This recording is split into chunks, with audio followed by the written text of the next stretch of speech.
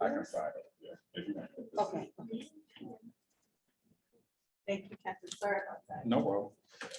I trust you to step on my name a little bit more than my own. Wow. So hello, everyone. Okay. So hello, everyone, and thank you so much for sticking around, joining us for the first panel after our fantastic keynote to open up this day. So thank you. My name is Dr. Ayana Omilade Llewellyn. I am an assistant professor in the anthropology department. I'm now at Stanford University. I was here at UCR during the formation and foundation of the Unarchiving Blackness symposium. And I must say that my experience with Black intellectual thought here on campus, I have not found it elsewhere. So I'm just really excited to be back in this space with my colleagues whom I am in such esteemed relation with, and to also be in this space with these three amazing scholars, many of whom I call friends, have looked up and read their work for years. And I feel like I literally get to be a fan person here in front of you, being in conversation with like all of the people that I love so much. So for this roundtable discussion, it'll be a conversation between our three esteemed guests, and we'll be touching on topics of race, technology, and archival futures. So with that being said, I'm going to provide some quick introductions of our panelists. So we have Dr. Kim Butler, and I'm excited to begin our introductions with Dr. Butler, whose teaching on diaspora and diaspora formation has been foundational to my own understandings of the African diaspora and diaspora world building as a political project. So I am in debt to you. The field of African and African diaspora studies is in debt to your scholarship. Dr. Butler teaches in the departments of Africana Studies and History at Rutgers University and is the director of the Graduate Certificate in Africana Studies. She has written extensively on African diasporic history and theory and post-abolition studies in Brazil. Her work has earned the Weasley Logan Prize and the Delita Woods Brown Prize, as well as 2 Fulbright fellowships. From 2011 to 2015, she served as the 3rd president of the Association for the Study of the Worldwide African Diaspora. Dr. Butler is the author of the canonical text, Freedoms Given, Freedoms Won, Afro-Brazilian and Post-Abolition, Sao Paulo and Salvador. Please read it if you haven't already. Okay. And most recently, Diaspora Imaginata. Did I say that correct? That's fine. Okay, that's fine, which means No, it's fine. her current work engages Black grassroots politics in 20th century Brazil. I'll turn now to Dr. Kenton. Dr. Llewellyn, Yeah, I'm sorry to interrupt you, a little bit out of shot. I Can you am. move a little bit closer. Hello? I think closer. Closer. There you go. Oh, wow. Okay. Perfect. Okay. So I'm particularly excited to introduce to you all Dr. Kenton Rambsy. And we were able to talk earlier this morning about the fact that we met many moons ago when we were both undergraduates at different institutions at the National Council for Black Studies Conference. And I was so captivated by his work on short Black fiction, as well as digital humanities, even then, and I've been witnessing his flourishing career via social media ever since. So we are excited to actually be here in person after so many years of witnessing each other's growth and expansion. Rambsy is an associate professor of African American literature at the University of Texas at Arlington. His areas of research include 20th and 21st century African American short fiction, hip hop, and book history. His ongoing digital humanities projects uses data sets to illuminate the significance of recurring trends and thematic shifts as it relates to Black writers and rappers. Kenton is the co-author of the Literary Data Gallery, an online gallery that contains a variety of data-driven visualization projects about Black creative works, creative artists, and literary critics. His book, Geographies of African American Short Stories, that recently came out in 2022, congratulations, illuminates an important, though often understudied, mode of literary art by interpreting writers' depictions of characters and navigating distinct social and physical environments. And finally, we have Dr. Malikah Imhotep. And it's my distinct pleasure to introduce you all to Dr. Imhotep, whom I came to meet in 2018 through their work at the Church of Black Feminist Thought in Berkeley. And this space brought together academics, artists, and culture makers outside of the academic space to just literally break bread, right? To be in communion with one another in ways that flourished and brought about a truly blooming space there that we miss and we want back. So Dr. Imhotep, who uses the pronouns Ra and they, is a Black feminist writer, performance artist, and cultural worker from Atlanta, Georgia. And they are currently the 2022-2023 US presidential postdoc here at UCR in the Critical Dance Studies program. They are co-convener of the spiritual political education project called the Church of Black Feminist Thought, a member of the Black Aesthetic Curatorial Collective, and an incoming professor of International African Diaspora Studies at Spelman College. Very exciting. Their scholarship and creative work has been published in Women in Performance, The Drama Review, Scallywag Mad, Burn Away, Arrow Jonah, and the Guggenheim Museum. Poets.com, Southern Cultures, and elsewhere. Their debut poetry collection, Gossipin', was published by Red Hen Press in 2022. Lord, time. So with that, I introduce you all to our panelists. And as I mentioned, we'll be in deep conversation with each other around this topic of race, technology, and archival futures. So I want to start off this conversation, I promise I won't stand the whole time, by gifting the audience with the opportunity to hear more about your research and what's currently exciting you in your interdisciplinary fields, right? So Dr. Butler, you have so brilliantly called Global Black History a rich archive of creative genius that challenges all forms of oppression and reclaims healing and joy. Dr. Rambsy, you have turned towards short fiction as an archive of cultural cartography that can be used to make legible Black life. And Dr. Imhotep, you have described your engagement with source material and Black film production labor as a tending to. So I invite you all to tell us a bit more about your research and how it relates to the idea of race, the conceptualization of the archive, and the role that time plays, temporality, in your thinking. Okay.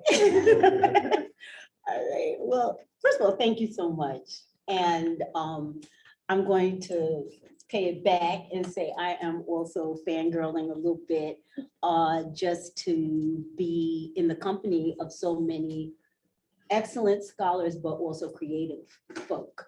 And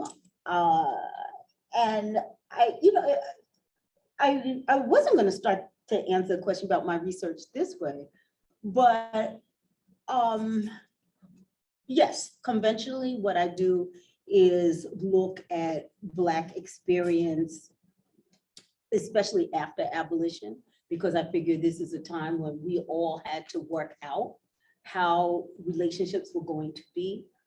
But I also want to say that it's not conventional in terms of what I was trained at as a historian.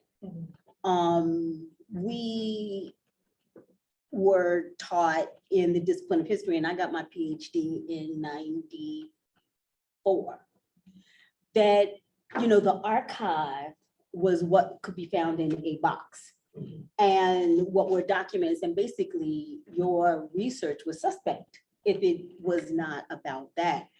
And I'm just sitting here looking right now at the room, and I am seeing an archive of a whole redefinition of what it means to be a Black person in academia. I'm seeing people who are dipping into multiple modalities of expression. And I'm also seeing, I know that people work on sartorial choices, and I am fascinated by the way Black people are showing up in the academy. I am looking at I was looking, where was Ayana? Oh, there's Ayana. I was just, I was thinking, Black in every face game, and that is not, and the thing is this, I don't see that as a light thing. I see that as a political choice, because for many people, professionalism was defined as that which looked like a banker. And what I am seeing is space made for all the creativity and genius that has informed us as a people for hundreds of years. And to let people know that it is okay to show up as yourself, whoever you may be, in all of these spaces. It is redefining what it means to be doing our work. So even these little choices of nail polish color and fly sneakers, right? It is about, now this is totally not what I plan to say at all. So I don't want to mobilize, but just, you had asked also about race. I mentioned the archive and maybe we'll save time to the conversation. Race for me, I often say I don't study race. I study Black folk. The production of race is something that is very specific and very grounded in a particular construction of racial capitalism. And so I don't want to be, I want to make that distinction, you know? So I'm just gonna stop there because I know I want to have conversation with my other folks, so I'll just stop there. All right. Well, first off, it's exciting to be here. Thank you all for the invitation. What an amazing, keynote to get things started. So I really appreciate the vibes that are going on here. I am a literature professor, literature scholar, Black literature scholar. Particularly, I'm interested in geography, and how does geography change what it means to be Black? I'm just going to start it off like this. Hello, there's so many ways you can say that. I'm originally from Tennessee, outside of Memphis, Tennessee. So what up, fool? What's up, New York, what up, kid? Atlanta, what up, shawty? DC, what up, young? I always think all of these different ways to say hello, Black ways to say hello, but they're really coded by geography. So I'm into fiction writers. One of the reasons I really started with short fiction is simply because I could read more short fiction. Again, I play with music, so I always noticed to get that novel, you always had to have that single or that short story out first that kind of anticipated things. I'm thinking about Gordon Hurst and Sweat, Spunk, that really, anticipated what we saw later in their eyes of watching God. That's my expertise, I would say. Now, on the other hand, what do I bring in this to make my literary study a little different is that I deal with curated metadata, or I'm curating metadata, particularly about Black artistic works. One of the things that I always find so fascinating when anyone finds out I'm a literature professor, whether it be my barber, whether it is just someone I meet randomly, they always ask me to recommend books to them. Hey, can you recommend a book for me to read? Hey, can you recommend a book for me to read?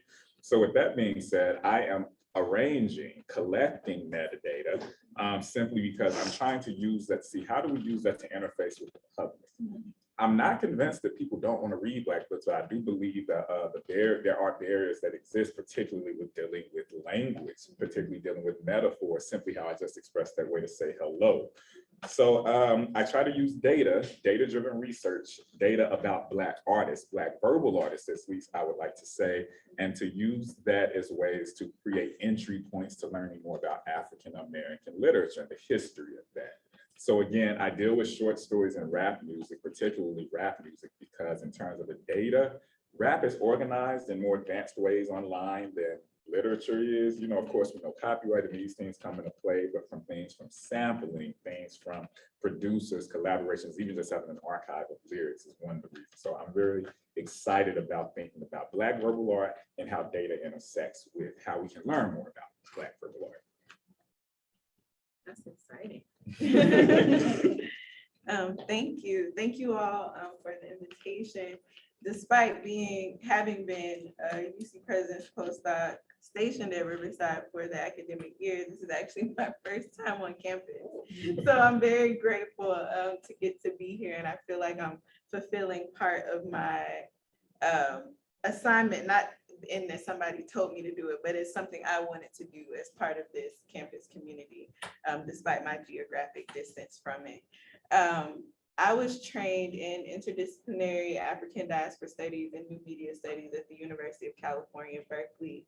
And I crafted a dissertation project that looked at the ways that Black women and gender nonconforming Black femmes utilize aesthetic practice, creative practice, video art, and other body-based performance methods to subvert the overdetermined relationship between Black femininity and labor. You brought Zorna Hurston in the room, so one of the cornerstone articulations of this relationship between Black womanhood and labor is the truism offered in Their Eyes Are Watching God. I think Grandma says it to Janie, like the nigger woman is the meal of the world.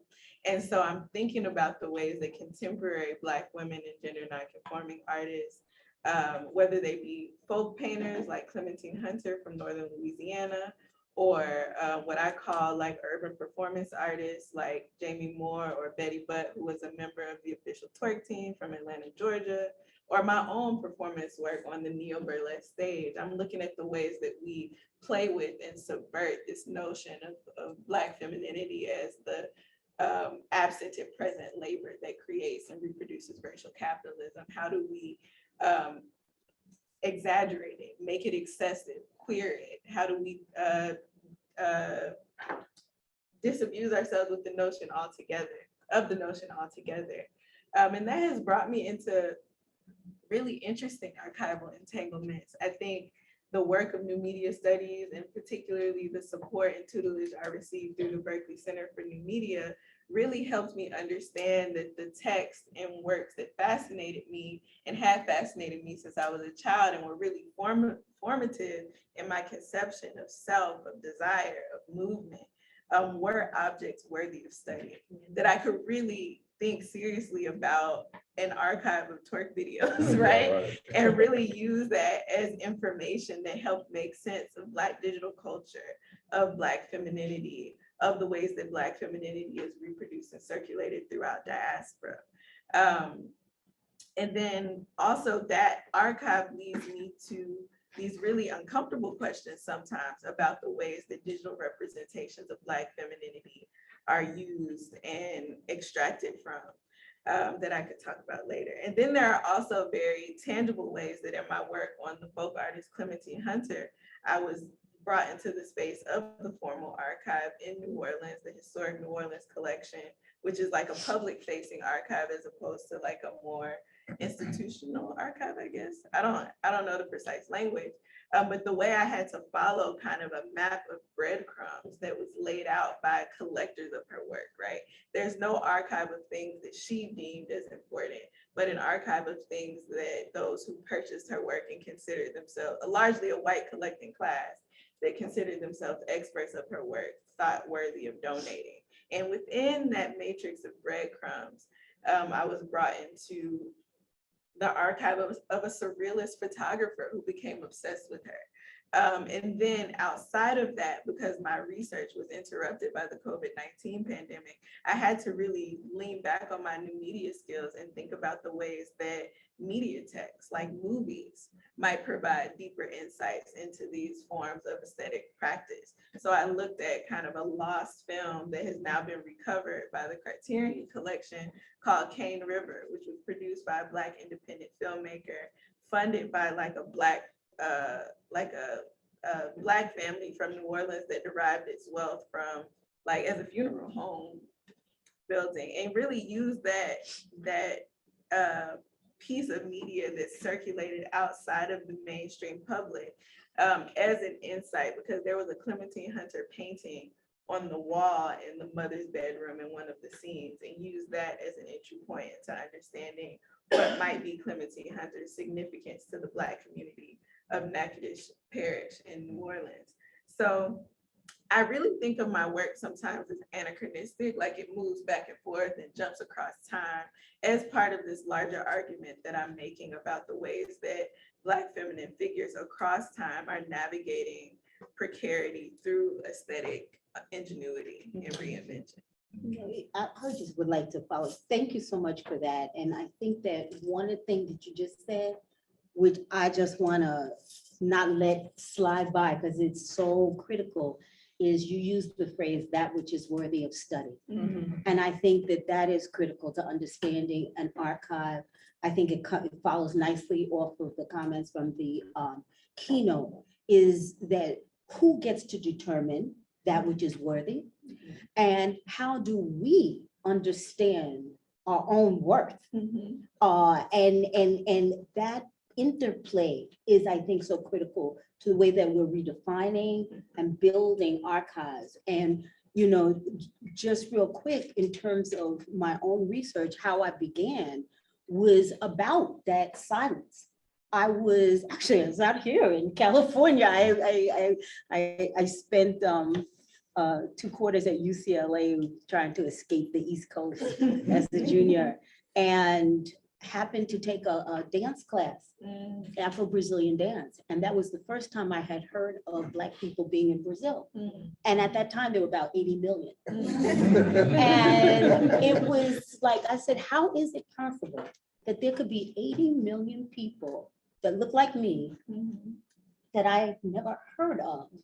And even in the work that I wound up diving into was about all erasure. I found out there was a whole Black political party. Do you know how few Black political parties there have existed in this hemisphere? You know, even if you count the Black Panthers, there's 3.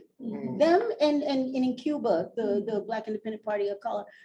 And this one in Brazil, that there was this 5-volume set of the official history of just that era of Brazil. And there was no mention of them. It was a national Black organization with candidates and everything. And it was considered absolutely unworthy of mention. And so it is, I think that point is so important. Absolutely. And I think this turns really beautifully into the question around source material, right? Really uplifting, you know, once again, that which is worthy of study. So I would love you all to talk more about the rich and creative ways that you're coming into contact with material, right? The documentary, the oral, the ephemeral, the digital, the performance, the embodiment. I'm curious to hear each of you share more about the sources that you turn towards that really scaffold your interpretations of Black life. And with that being said, really asking questions about what the data is and whether or not that is even a term, right? That resonates with the kind of work that you do and the kind of scholarship that you're a part of. And within that, really thinking about what does the collection and collecting look like, right? What does the management look like, the organizing, the analysis? So really peeling open that which is worthy of study. How do we study that? Okay, this is a cool question for me, you know, because thinking about data, thinking about literary data in this world of big data, I find the word big data to be kind of a misnomer. Particularly for me in my study, I'm thinking about accessible data. Accessible data that's not password protected on a paywall, or it's just available on the internet related to Black fiction, Black literature, Black verbal art more broadly. So one of the things in my research is I think about how can I curate data to kind of confirm, my field is built on these ideas of tradition. It's a tradition of vernacular, a tradition of migration. But one of the things I'm most interested in, well, how many novels are about migration? How many novels use African American vernacular English? When were those things published? When did they fall out? I want to kind of share a visual for you all, because again, I'm into this process of data storytelling. And I think it can kind of illuminate what I'm talking about more. So I'm a co-PI on a Mellon project called the Black Literature Network. We're trying to put together vast source materials for the public to kind of just get more interested in this. And that's blacklitnetwork.org. With this, I'm the co-editor of the Literary Data Gallery. So this is one visualization where my older brother and I, who's also a professor, Howard Rambsy II, we amassed a data set consisting of about 1,200 Black novels, right? Just so when people always ask this question, can you recommend a book? Can you recommend a book? But what does it look like to simply sit and comprehend Black novels in one setting?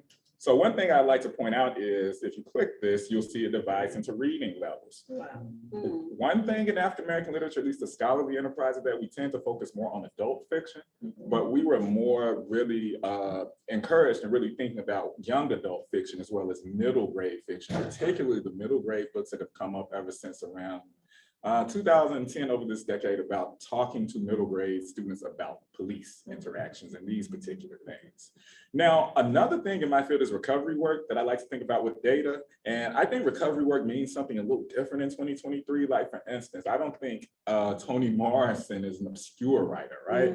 But how much scholarship is produced on Toni Morrison and when did that happen? So this is a scrolly telling visualization where I worked with a graduate student to amass about over 1,200 scholarly sources written on Morrison. And as you see here, the bluest beloved, the bluest eye, Song of Solomon, too, like even What About Morrison is written about the most. Yeah. But one of the things I find particularly interesting is looking at this timeline of scholarly sources written about her between 1970 to 2020. And I asked what happens between like 94 to 99 in terms of the scholarship produced on Morrison. So one of the things I think about with data is actually collecting data to see kind of like these sore spots or problem areas up again with a writer like Toni Morrison, who is, you know, worldwide, right? But why haven't we focused on all of Morrison's work with the same type of interest? What parts of Morrison's work have been covered more than others? And again, it brings me back to this idea of thinking about data is hardly ever neutral. Yes, all of the scholarship on Morrison, but not all of it, not all of her novels are covered in the same way. So this is kind of how I'm using data to at least literally visualize a history of sorts, because the data that I'm curating comes from like spreadsheets and these huge, you know, huge spreadsheets. But the idea is that's not encouraging to have someone just look through and kind of identify these things. So how can we use visualizations to even ask questions about Morrison? Which particular journals published the most on Morrison? Which particular scholars have done the most on Morrison? So again, I'm thinking about how can I curate data about Black literature, thematic info, scholarly info, to kind of confirm these traditions and look at various problem areas that have developed over the past 30 years.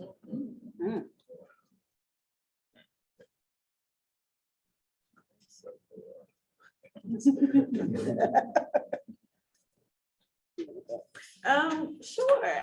It's an interesting question for me because I don't necessarily think of my work in terms of data and collection. I think that I'm driven often by what I call or consider like an affective compulsion. Like the things that I study, I feel really like drawn to, and they're often texts of and about embodiment. And I attempt to, in my prose and in my practice, like really like witness them, and tend to the relationships I see between them.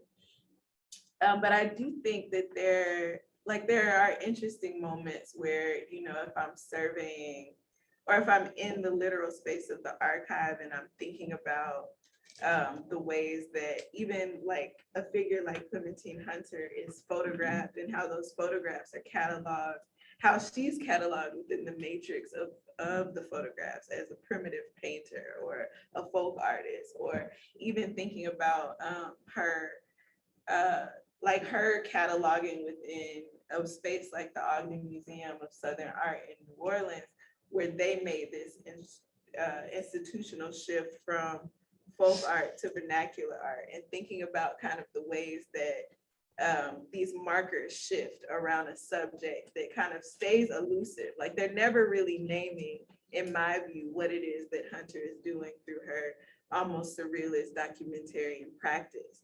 So I think about that. I think about the ways we write about certain pieces of data or certain pieces of textual material or performative material or ephemeral material. Like I really think our approach to prose matters in the way that we convey that information, and be honest. Like I think I'm really interested in, there's like Jose Munoz uses the term queer evidence. Like what does it look like to seek out or to lift up evidence that might not conform to conventional notions of proof or legitimacy, but yet and still testify to queer epistemologies or queer practices of life.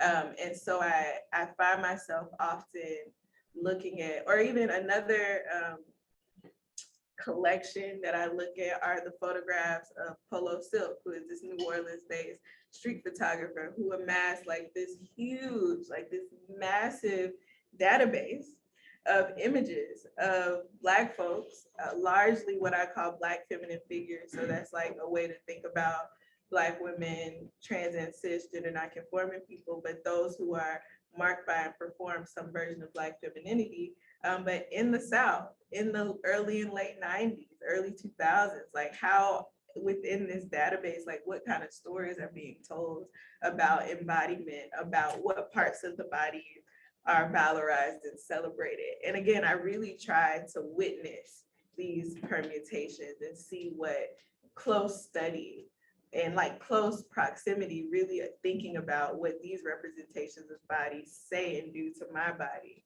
and letting that come through in my scholarly production.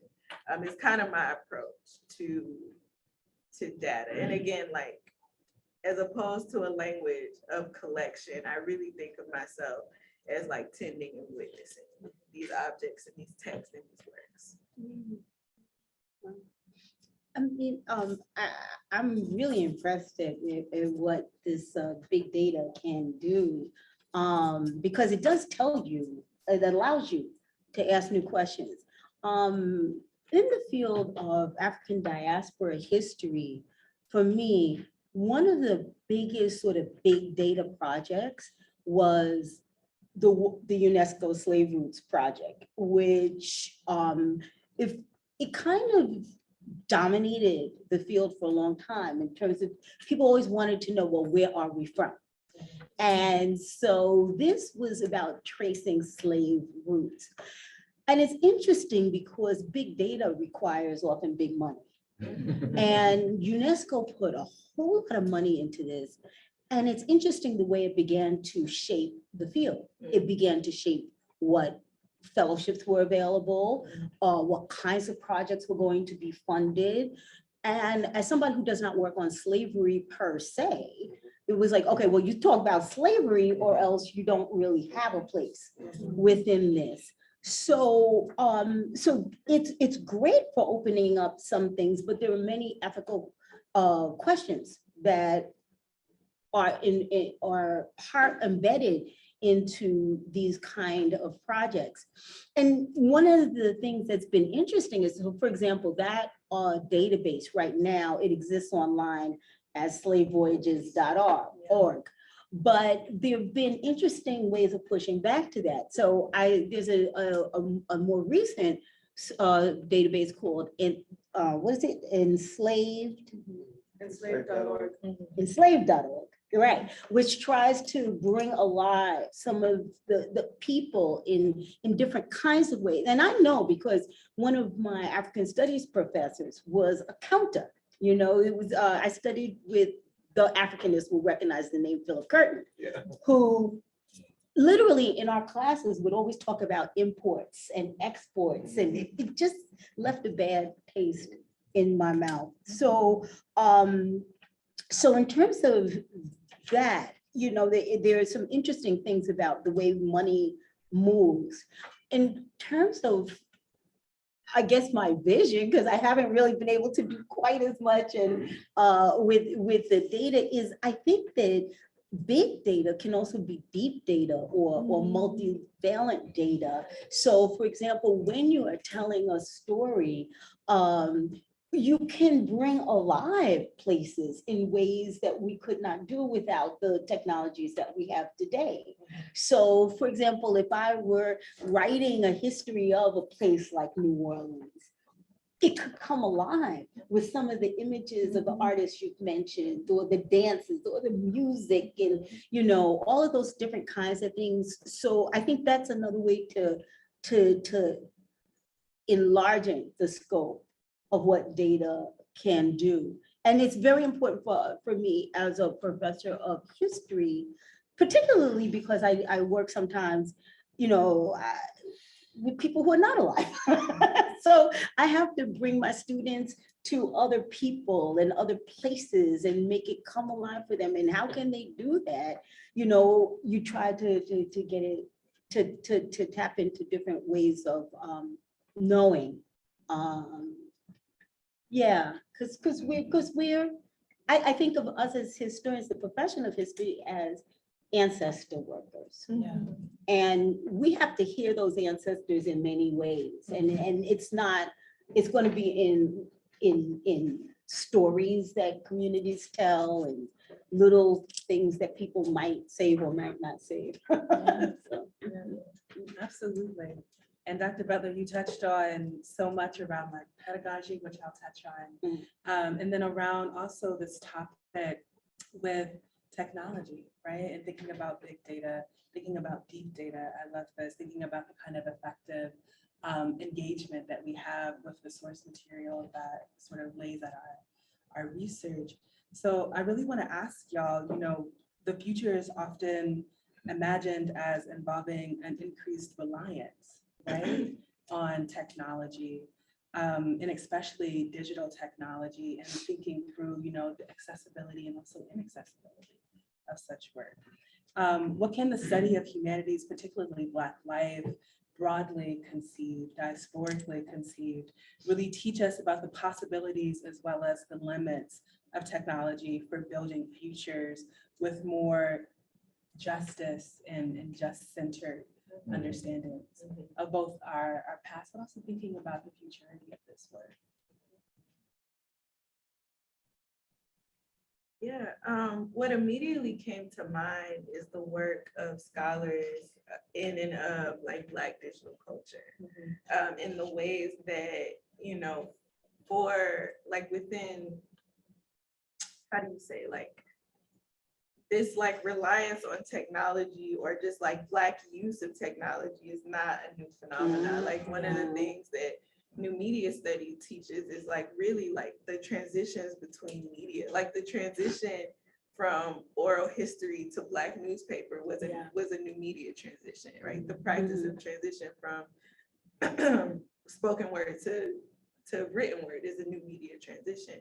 And I think like, you know, when I think about Black digital culture, when I think about like urban performance or things like that, or even hip hop culture, dirty South culture, like these are all cultures that have been mediated and mass mediated through different technological tools. At one point in my study, I was thinking a lot about global hip hop, particularly Ghanaian forms of hip hop and what they call hip life, and the ways that a lot of that cultural transfer was made possible by the kind of like movement of media technologies, CD discs and CD players from the UK to Ghana through these like diasporic flights between the metropole and the colony, or the former colony, the post-colonial state.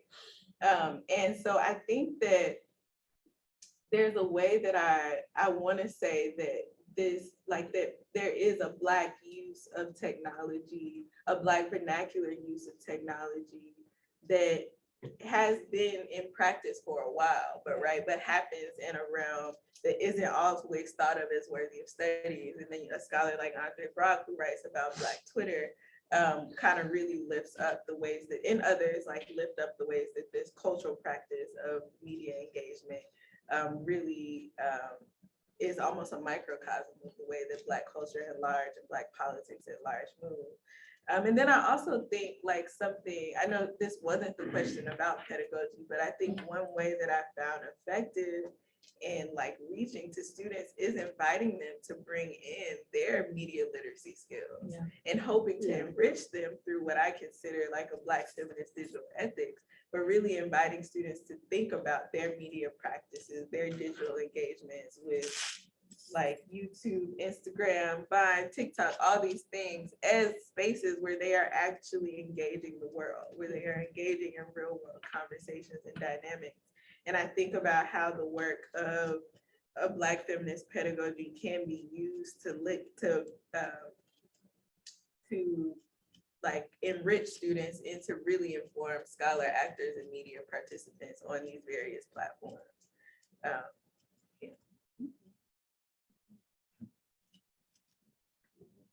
Oh, okay. I completely agree with you, because the exciting thing about technology is there's always changing. There's always something new that people are coming up with, either as an individual, community. And so for students to jump in there, it allows also to ask different kinds of questions and put different things on the table. I think, I wasn't really, in terms of what the possibilities are, they are really truly endless. There is, I was thinking about again, the ethical issues that come up, because the technology, there's a book called African Eco-Media by an African scholar named Kajetan Iheka, and he talks about the ways in which our technology exists within these politically mediated ecosystems and the actual physical ecosystems, and he sort of, takes us away from the magical thinking about technology. And what made me think about that was that I'm about connecting all the different segments of the African diaspora, because we collectively have a stake in anti-Blackness and dismantling social injustice, right? So, but when I think about moments like the 2020, right, with the Black Lives Matter protests and whatnot, it was amazing to me how that resonated around the world.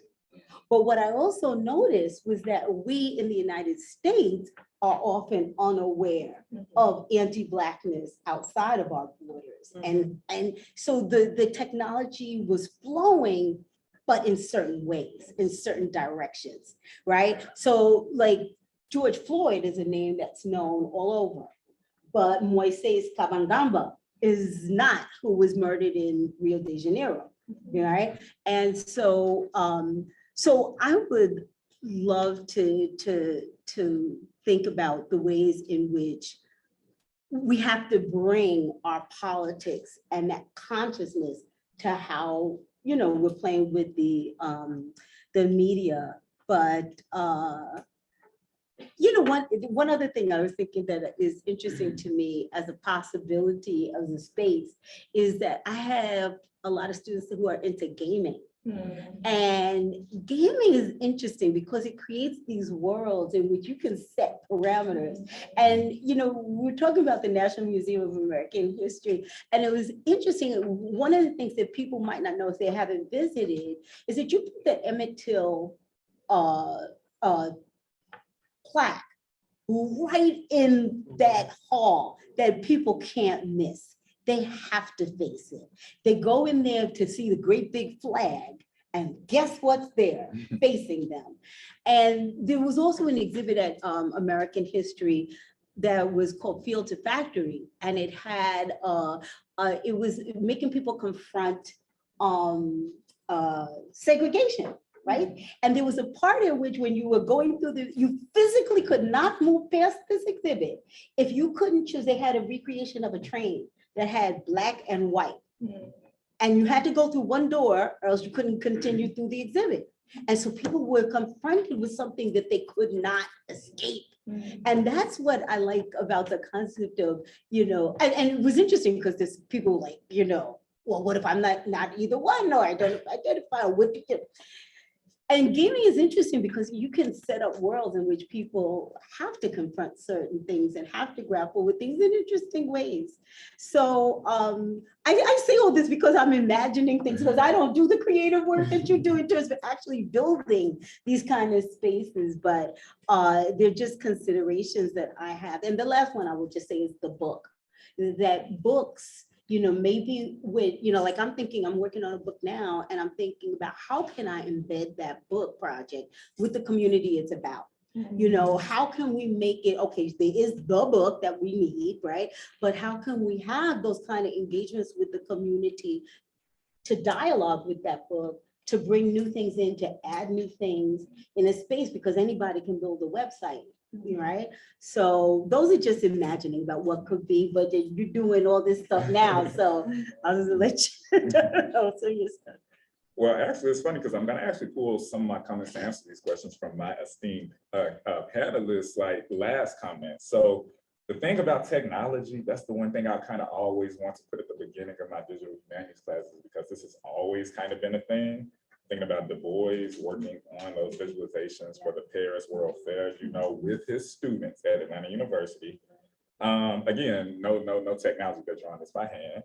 I'm thinking about Ida B. Wells, collecting information in ledgers, what we might call the spreadsheets now, about, actually tracking this phenomenon of lynching. And again, I'm going to call my older brother on this one, who's a PI on this project, because he really made me think about like anthologies, this technology during the Black arts movement, and how you're actually putting together these various compilations. So I think these things are so cool, because going back to this idea of slave voyages, as a graduate student, I became inspired by this website simply because of how it organized so much data about Black people being enslaved. One of the things I thought that was more telling about this is when they started collecting this information in the 60s and the 70s and the 80s, I don't think they had any idea that it could have been transformed into visualizations, because I just saw it in Slate first, the Atlantic slave trade in 2 minutes. Now, of course, it kind of reduces this idea of slavery, but when I'm introducing it to students, I use that visualization because a lot of people think they know slavery, but then think about it only in an American context. And then when you see how many things are happening, I think that's cool. So Kim Gallen talks about this idea of technologies of recovery, meaning technology was invented, and I'm thinking like similar to like jazz music, like a saxophone was never meant to be played like how jazz musicians play it. Well, I'm not necessarily sure if some of this visualization technology was actually meant to be used to recover ideas about Black history. So it brings me to this idea about, big data requiring big money and things, and a language of collection. Because one of the things that I'm thinking about now in 2023 is like thinking about when you organize data in spreadsheets, you have to use words, labels, categories. How are categories, even me as a Black man, are encoded with a certain type of bias when I start using these things? So I'm thinking about these things. What does it mean to be attentive to race when we're actually collecting data? And what responsibilities do we have when thinking about like labels, categories, and tags? That's one of the things I'm more so interested in. Again, this shared vocabulary, that's one of the things I'm more so interested in, because I look at slave voyages and think about it was meant to just document slavery, but then to see how, as a graduate student, I was able to literally download the data to use it with just experimenting with visualization technologies to see which ones were best for me. So I'm thinking about, as we're looking towards the future, what type of artifacts are we producing now that, might have other types of uses that we're not even envisioning yet? Particularly, this is my interest in collecting metadata about Black books. Like go on Goodreads, a lot of those categories, labels don't work. But what are good categories? How do you deal with Morrison's Beloved, which is a neo-slave narrative, but also deals with like this idea of magical realism, which also can fit into, this larger conversation of Black feminist text. So this is one of the things I'm thinking about. How do we create categories that are useful beyond this idea of what I'm just going to produce visualization? So that has been more of a theoretical approach to constructing the data, but I'm thinking, what responsibilities do we owe to categorizing? Because again, I say this to my students, they get sick of it. Data is hardly ever neutral. It requires interpretation. So how are we leaving a record that can be interpreted responsibly? I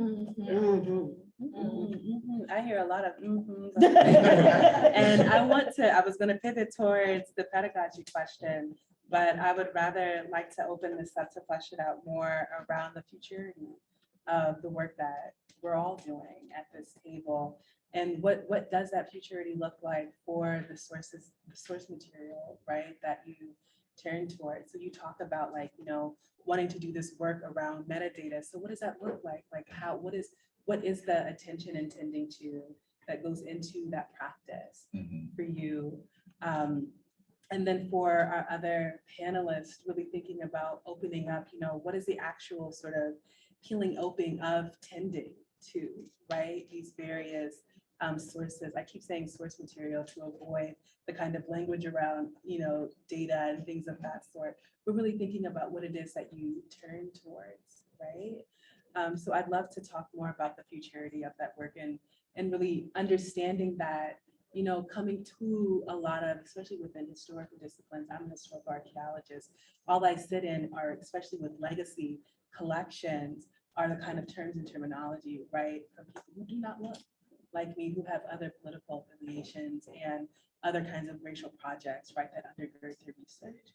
So I'm also thinking about how all of you are building these really rich archival futures with source material oftentimes that was circumscribed and undercut in particular ways to void those particular futures. So how do you actually methodologically peel that open?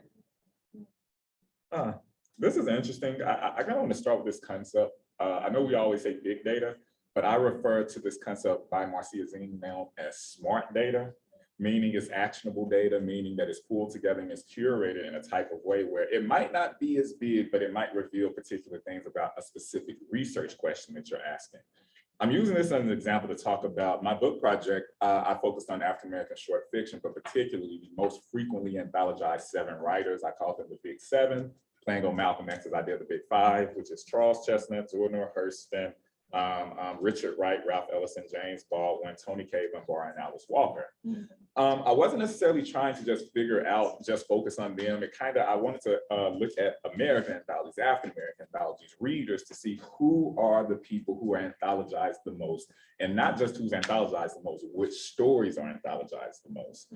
So when I'm thinking about this idea of data collection, it's kind of a laborious process. You know, it can get very boring because, again, one of the biggest things I realized about anthologies is like some of the anthologies would have errors in it, particularly like Zora Hurston's birthday. You know, of course, we know she masked that, but a lot of other ones where you'll see these errors being replicated through data when you're making original sources. So when I'm thinking about this idea of data and how do we curate it, it's something that's so interesting why I think this conference idea, this theme is so timely, because how do we assemble robust archives that are accurate about Black information? Before we begin to the interpretive part, how do we just collect a catalog that says, what do we have? How much do we have? What didn't do it? So this concept of the Big 7 led me to think about which writers are not anthologized and how do we kind of start again another process of recovery work simply by seeing what the Heath, the Norton, and other of these major anthologies that have a lot of capital are kind of shaping this canon through the way that they can kind of put stuff together. So as we're talking about, again, big data means big money, particularly smart data, meaning I think a lot of money too, is the idea of similar to the slave voyages, obsessed researchers in a sense who are kind of really into idea of just getting the parameters of a story right first. So that's kind of what I've been focused on. That's what a lot of this grant is focused on, simply because a lot of these things don't exist. Like, for instance, could you Google right now, which words do Toni Morrison use the most in her novels? And how does that change from The Bluest Eye to her last novel? Simple questions, you know, that we think, oh, that's out there. We know this, I know this, but I'm living in Google where I feel like I can Google everything. So I'm trying to at least establish with this idea of data, just broad parameters of Black literary history. Wow, you know, it's interesting because the question of futurity is always weird for a historian. Archaeologists too. I can imagine. But what comes to mind, what it is in my mind, I hear, is we will not be erased.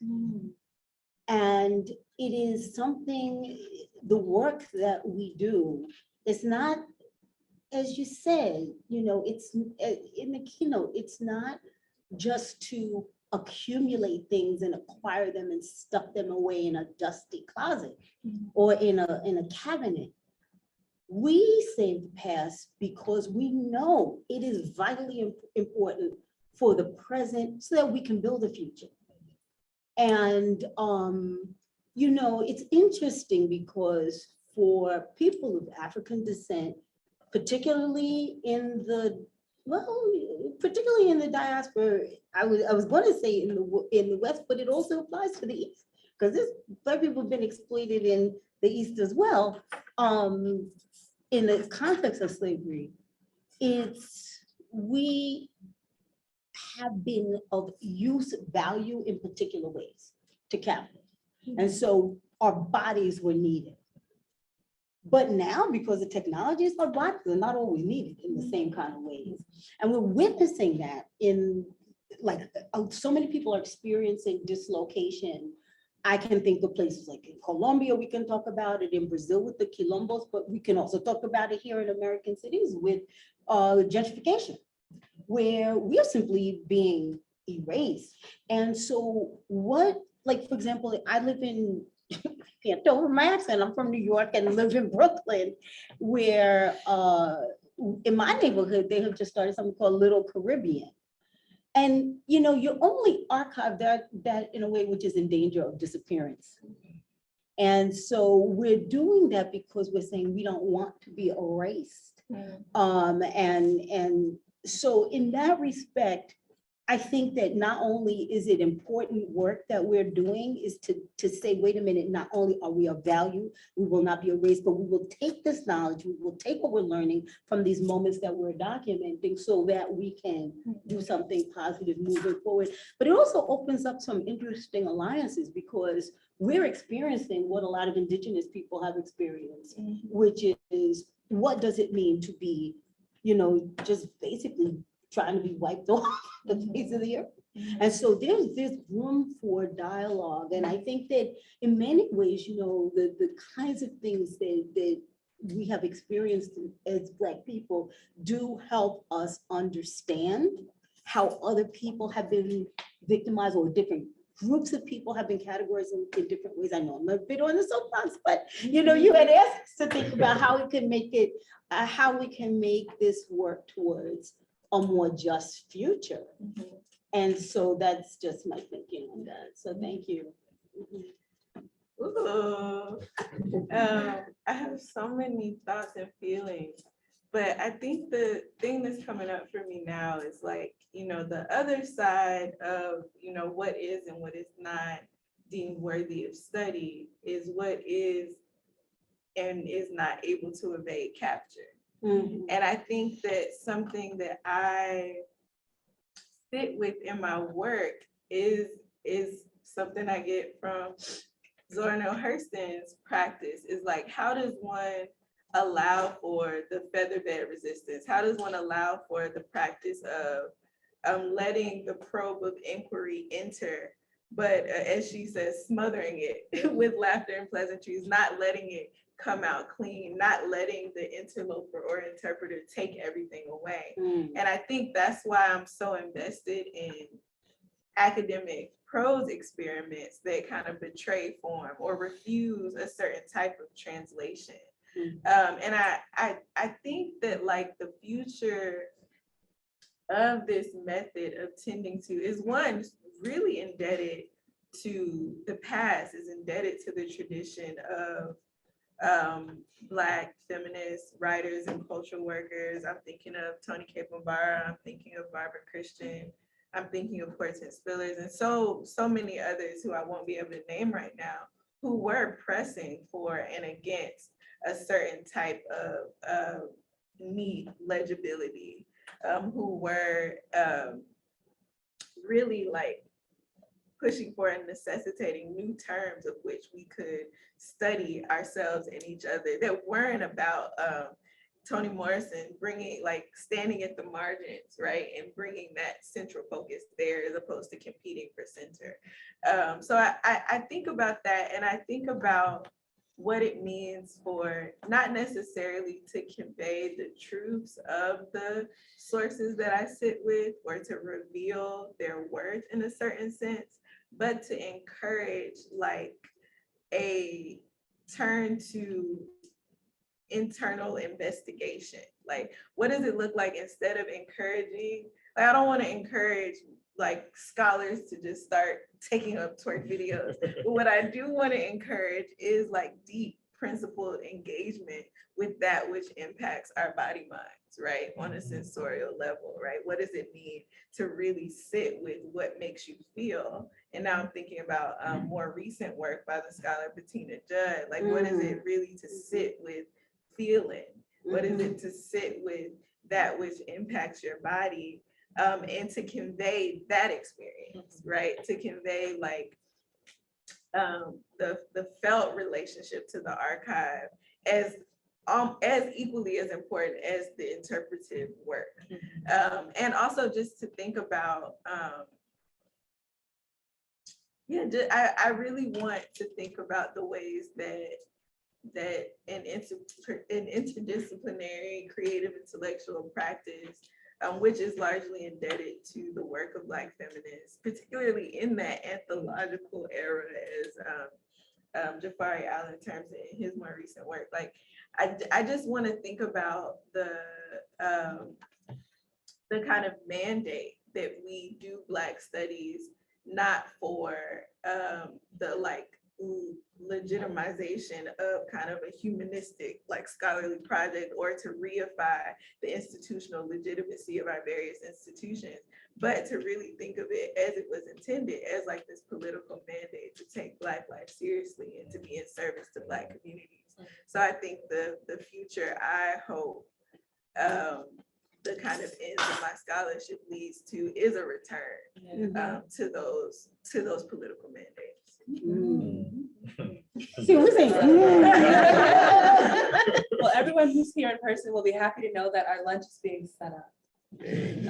But we are now opening the floor up for questions. If there are any questions from the audience for our panelists here in front. Yes, please. First, I just want to say thank you. There's so much richness on this panel that I'm going to be sitting with. And I really appreciate the tension between erasure and evading capture. I'm wondering, as we talk about kind of the future of digital technology, how it intersects with the archives, how you all are thinking about AI, generative AI, the potential to support collecting data and finding gaps, but then also the dangers of what happens when the silences in the archive are filled for you. And also when Black culture is produced, right, without Black people. And then a follow-up question is particular to what you were saying about finding a shared vocabulary and making the metadata accurate and having attention to these descriptive categories and tags. As you think about that, are you thinking more along the lines of prioritizing access or prioritizing organizing to shape the archive intellectually, you know, in a particular way? Because that changes how you think about the tags and the data, right?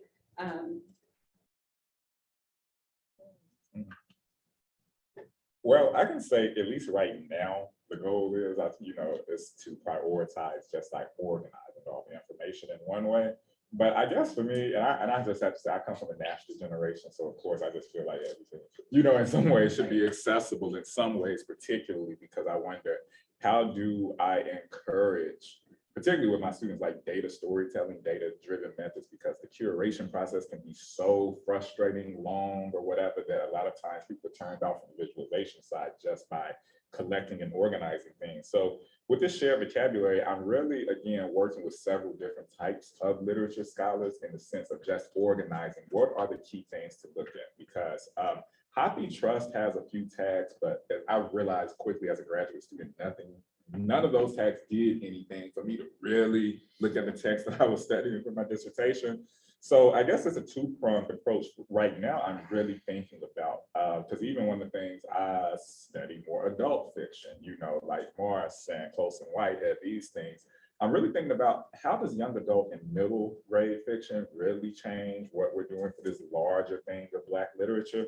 So again, I do see it as a two-pronged process right now, just prioritizing like what categories are necessary. So when people are searching through something or combing through something, Also with this idea of AI, we understand that AI, it scares me that people, it's in its baby phases, right? It's in its baby phases, right? And we've seen it around with like even these chess competitions with people trying to beat the machines. But one of the things that is very clear to me, without useful and accurate categories, AI does not present that information in a recall format that can be kind of distorted in some ways.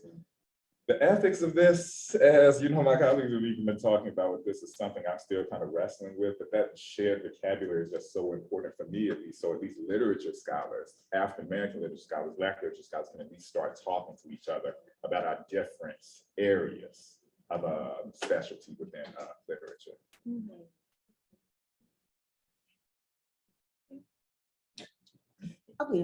Because I know this probably a lot if every three of us. I'll save that thought for Yeah, so there's another part of my brain that is really invested about the relationship between Black femininity and the figure of the cyborg, right? And so I think there's like a way that like the instrumentalization of AI is already a part of this long history of the instrumentalization of Black bodies. There's literally even Bina 48, right? This Black woman AI robot configured by her spouse to contain all her memories. Oh yeah. And it's like that's a thing that already exists. So there's a line in Harriet Jacobs' Incident in the Life of a Slave Girl where she says like, in the eyes of their captors, the enslaved are no more than God-breathing machines. And I think that there's something really like titillating and horrifying about how close the configurations of AI, the robot, are to the configurations of the Black enslaved. And I wonder about, how to teach in a world where these tools are more available. And I know people who are doing really interesting things. I saw that Dr. Savannah Shangay did a thing in one of her classes where she literally pulled up ChatGPT and was like, let's see how good this is at generating like Black queer theory. Like, let's see if it can do it. And it couldn't. So I think there are ways to like expose the limits of AI. But then I do wonder about, if we feed it, it'll get smarter. So like, what is the most like what is the radical position in relationship to these tools that are, biased by their creators? I also think was always already for several years now, this like AI model, right? This like beautiful dark skin, I think her name was like Shiri or something like that, had her own Instagram account and everything, but was purely AI, and there was like an article about her that was like, soon the most beautiful people won't be human or something like that. So I think that there's a way that like, there's definitely a needed conversation about the relationship between Black life, Black culture, and AI that I think is kind of, the terms of it exist already. Like there's another new media artist who took the text of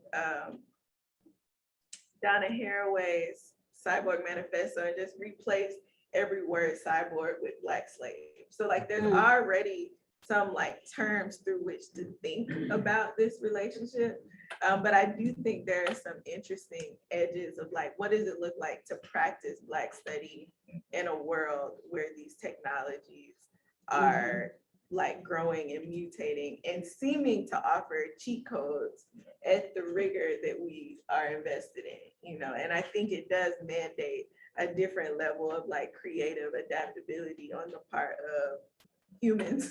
It's like if they're mutating and growing, we too have to adapt. And I really think about pedagogy, like I have some colleagues who like, instead of assigning like end of the year papers, assign like video works where the students have to like put in dialogue text, but like on video and write a transcript. And I recently was like, oh, that might be an answer to this ChatGPT plagiarism conundrum, because it invites students to do more than just like what they can ask the machine to do. Mhm.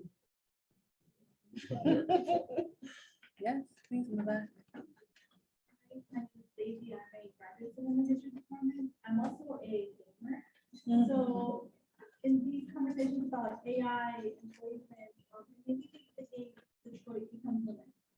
It's a fantastic game that has themes of enslavement, revolution, but also AIs and how we humanize them or how they're becoming themselves by developing emotions.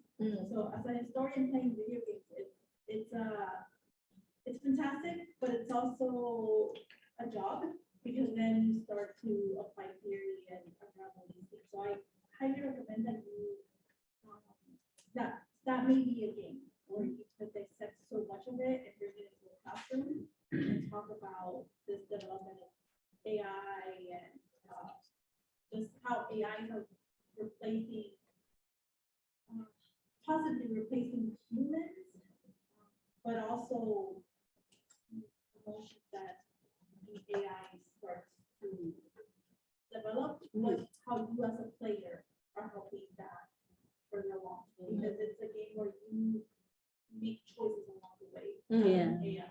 Yeah. But I was just thinking about that game and just that you haven't.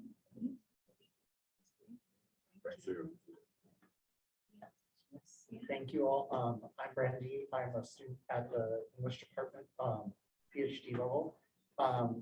I study bands and fandom, particularly with furries who take up cartoon animal characters as ways of thinking about haunting of the AIDS crisis, anti-Blackness, anti-feminist movements.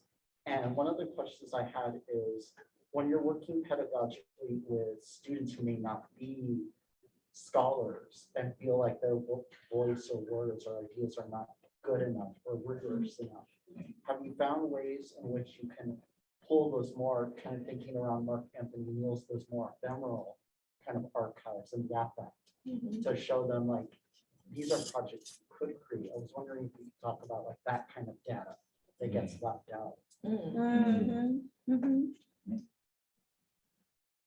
Well, you know, I think that every student brings their own knowledge.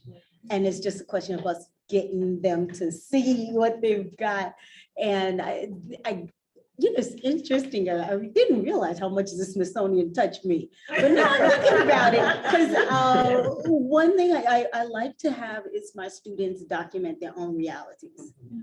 And so, yes, they can't say they don't know about that, you know. And the other thing I'll just say this, and again, this is a little bit of soapboxy, is to just demystify what it means to be a scholar and an intellectual. It does not mean speaking with words that have 20 million syllables and, you know, the isms and the that, you know, I always like to tell them, just make it plain, you know, just say it plain so we can all understand it. And because I think that there is a lot of mystification and hazing in academia about what it means to belong and speak this language. Yeah. You know, so if we, as the people in the professorial position, don't come to them like that, then maybe they won't have to feel the same way. And I did just want to say one other thing, because I said I would wait till it was my turn, about the very important issue of the politics of refusal,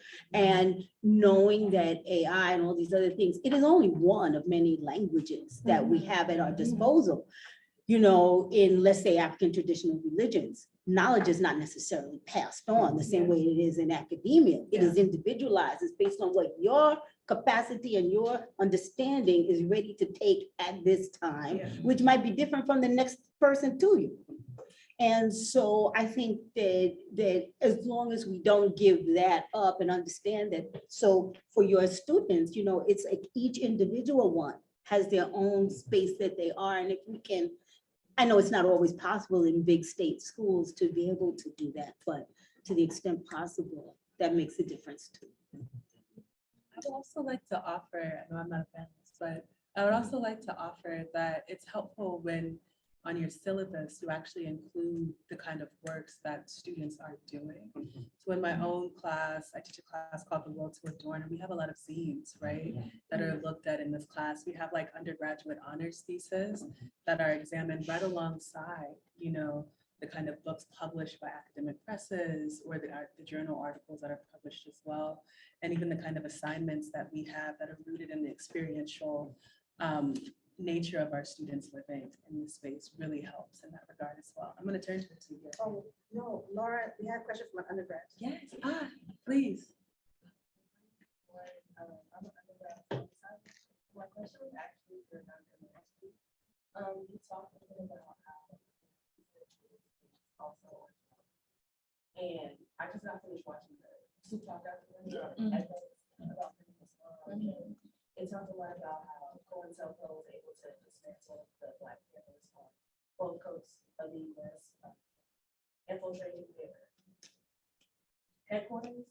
And I wanted to ask you about your recent research and how geography contributes to a larger conversation about experience in music. You know, My student. okay. You know, one of the things I like to actually point to someone else who's that likes just so much. I feel like just like years ahead of me and thinking about how like music, sound, how these things actually do things. But I can go so many directions on this. But Dr. Ali Martin from Dartmouth, she does this thing on like Don't You DC, where she put these recordings at the corner of the Metro PCS store and really start to see like, well, in a Black community, what does noise pollution really sound like? And then she started to notice that like the music is actually leaving DC and is actually going to the outskirts of Maryland in these types of ways. Now, again, this is a study just on looking at particularly how things are set up, but I think it has so many other political ramifications because she's been invited to talk about, you know, gentrification on other types of levels. From a more so artistic side, I love comparing like coasts in terms of music, particularly because again, we might not see the linguistic diversity of words with Southern rappers because we see so much more call and response. But then when we see other rappers too, like let's say Andre 3000, who asks far more questions in his rap lyrics, that's something that's kind of unique to rap in general. So when thinking about how things are coded and particularly how things change based on geography, I find that so interesting because it's like we're Black, we're using English, but we might be using it to different extents or for different usages.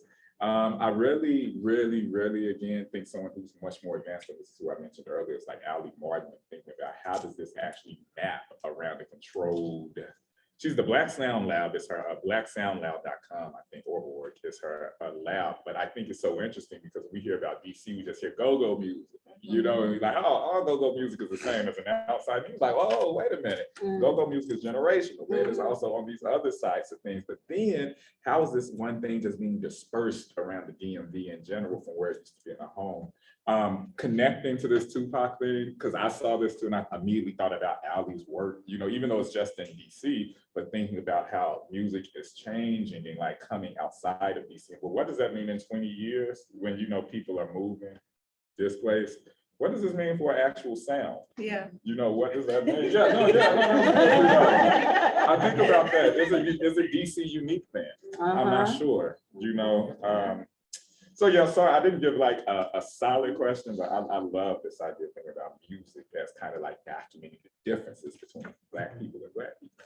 Yeah. Can I say something as someone who also watched the Tupac documentary? No, but one thing that's interesting, right, about Tupac is his geography. Yeah. Right, from New York to Marin County to Atlanta to Southern California, and how his sound, like in the documentary, they refer to him as like a method actor, but how he adapts to the soundscape of his different environment and ultimately offers up an approach to sound. Like when you think about I Ain't Mad at You, like some of the post-human songs, like he's not solely doing gangster rap or the conscious rap of his early days in New York or Marin County, you know, like he adapts or he like mutates and accumulates styles and variations across his own diaspora, right? Like his own spread. And then I also think about the micro diaspora of New Orleans to Atlanta, which is something that comes up in my research, thinking particularly about that cultural circuit and post-Katrina migration to Atlanta, to Houston, to other places throughout the Dirty South, but how like, you know, I have like embodied or situated knowledge of the ways that the Katrina exodus transformed the Atlanta soundscape, the Atlanta movement landscape, you know, like the spread of bounce music and bounce choreographies shifted the way dance was happening, the way language was used. And I attribute that specifically to the emergence of like the twerk video as a performance phenomenon. So yeah, there's definitely something really rich in thinking about the ways that coast, like the coastal thing, like certainly as I'm sure has come up in your research, there are certain like rhetorical strategies within the like Black verbal arts that are more prevalent in different areas. But within that, there are all these moments of what some new media theorists call like spread. There's so many moments of like contact that aren't always as explicit, but I feel like Tupac is such an interesting figure because of his literal traversal of all these soundscapes in all the ways, like that documentary left me wanting to be like, let me listen to early Tupac. What music was Tupac making when he was in Atlanta? We kind of are most familiar with the like Death on Record stuff. Now I'm just on a tangent, but yeah, it's all very interesting to me. I got to add this one more thing. Really Okay. She talked about this with Tupac, and I think about Kendrick Lamar talking about how streaming, just being able to have access to music influenced his sound. And he was so much more influenced by Southern rappers at first than he was by even West Coast. You get what I'm saying? And listening to these different sounds, and we hear it in his voice, like we hear the playfulness of Andre 3000 with these vocal inflections, but we also hear this storytelling ability of like Tupac, but just a little bit darker. So I always think about how does technology, people even read, well, I'm thinking about Black writers reading Black writers and then being inspired, but what do Black musicians having access to people outside their, you know, own geographic area? How does that even change what art sounds like over years? Like, is the radio obsolete in giving us that whole idea that we go for other things for connection? So yeah. So fantastic. You all took this in so many fantastic directions. Thank you all so much. And thank you for your time and the gems that are pouring out. Our panelists are still going to be here. If you have more questions, please do feel free to come up and speak with us.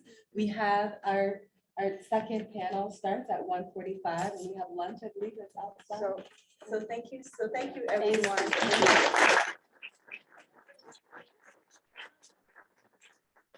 We have lunch set up next door with a 1 hour break. We hope that you will join us at 1:45 for our graduate students panel and fellows panel featuring Gracia Perez and Abdul Qasim Kassim here. And of course, at 3:15, we're going to wrap up with the PIs for the Unarchiving Blackness. So we hope you'll come back after you enjoy lunch because there'll be snacks at 4 o'clock and the wrap up, the kind of reception.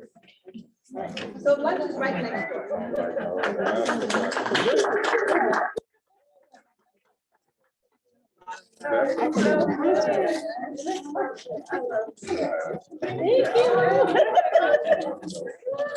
You were so beautiful.